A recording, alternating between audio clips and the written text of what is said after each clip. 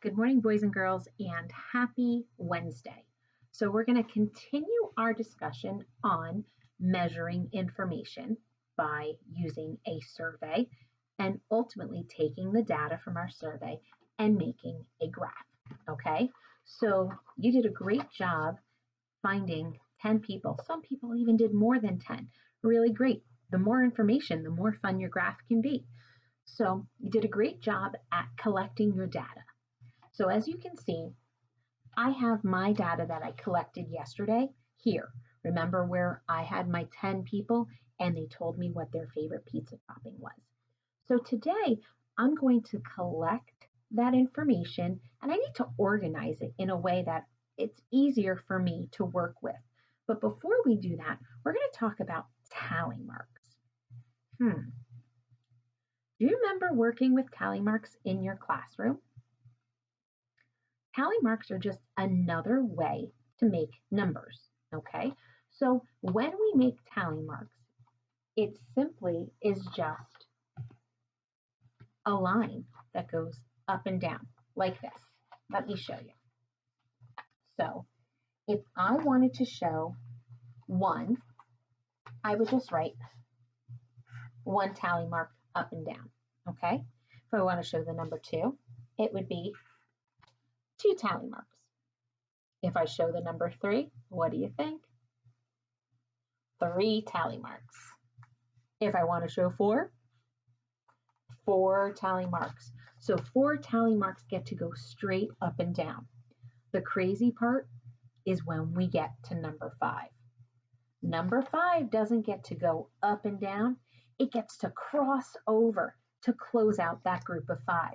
So what I mean is that when I'm ready to make a 5 to show my tally marks,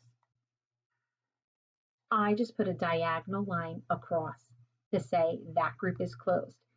I like to use my fingers as a way to remember. So look at your hand.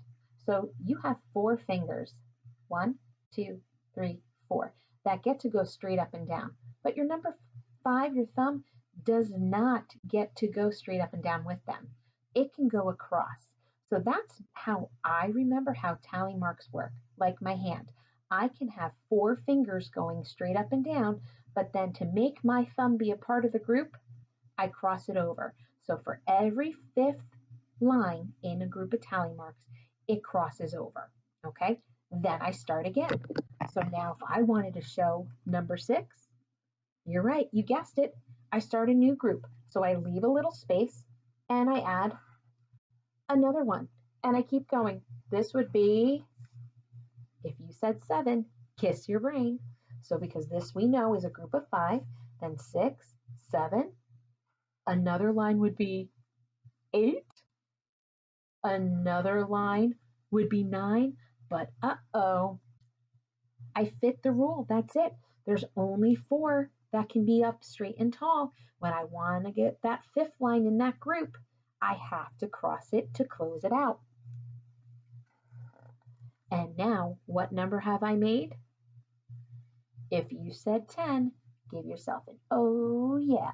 That's right, because this group is a group of 5, and this group is a group of 5, and that makes 10 all together.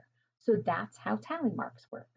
So today, we're going to use the information that we collected from our survey to make tally marks and organize it in a way that it makes a little bit more sense.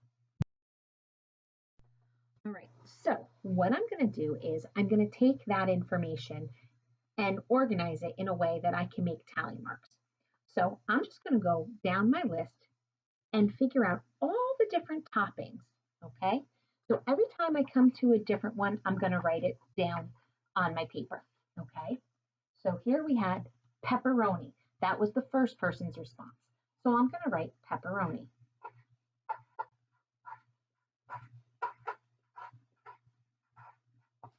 Then when I look, oh, cheese was another choice.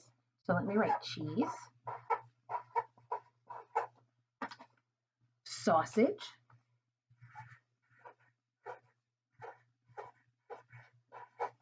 Let's see, what else is different? Ooh, meatball. Meatball was something different too. sorry for my squeaky marker. All right, so when I look at the data that I collected, I see that these were the 4 things that people chose. All right, so now I'm going to go back and look at that list, and every time I find one of these choices on my list, I'm going to put a tally mark next to it. Okay, so the first one was pepperoni. So I find my word pepperoni and I put a tally mark, just one line because it's only one. My next person, number 2, said cheese. So I find the word cheese, add a tally mark. Number 3 said cheese. So I put another tally mark next to the cheese. The next person said sausage. I find sausage, tally mark. All right, number 5 said pepperoni. So I go back up to pepperoni and I make another tally mark. All right, number 6 said cheese. Another tally mark next to cheese. Number 7 said cheese. So I go ahead and put another tally mark next to cheese. Number 8 said meatball. Oh, there's my first tally mark for meatball. Number 9 said meatball. So there's another tally mark for meatball. And then the number 10 person that I asked said cheese. What do you notice? Remember the tally mark rule? I can't just put another one because look, there's 1, 2, 3, 4.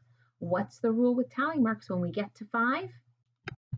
1, 2, 3, 4, 5 crosses over.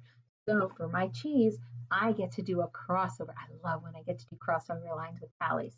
So I'm going to cross it over. So now I can look at this information really quick. I can see that pepperoni, how many people liked pepperoni in my survey?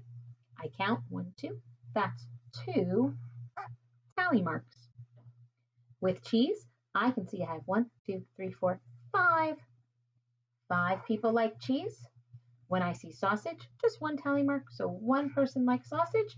And meatball, I had 2. And the cool thing about it, because I said I asked 10 people, when I add all those numbers together, it's going to equal 10 because that's how many people I asked.